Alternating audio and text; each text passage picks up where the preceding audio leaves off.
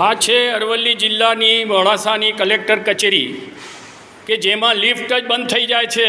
હું ઘણી મુશ્કેલથી નીકળ્યો છું. 10-15 મિનિટ સુધી મેં દરવાજા ખખડાયા ત્યારે સિક્યોરિટીએ બહારથી એને ઓપન કરી અને હું નીકળ્યો છું. માટે જો અરવલ્લી જિલ્લા મથકે જો આ રીતે લિફ્ટમાં માણસ ફસાઈ જતો હોય તો બહુ ગંભીર બાબત છે. સરકારશ્રીએ આને ગંભીરતાથી લેવી જોઈએ અને કલેક્ટરશ્રીએ બી આને ગંભીરતાથી લઈને આ લિફ્ટને તાત્કાલિક રિપેર કરાવવા જોઈએ.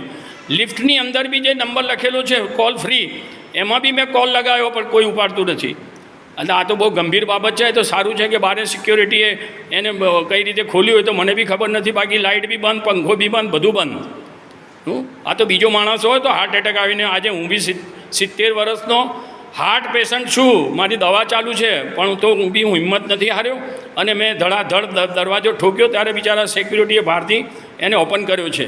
એટલે સરકારશ્રીએ અને કલેક્ટરશ્રીએ આને બહુ ગંભીરતાથી લેવું જોઈએ. નહીં તો બીજો તો કોઈ વ્યક્તિ હોય તો હાર્ટ એટેકથી મરી જાય.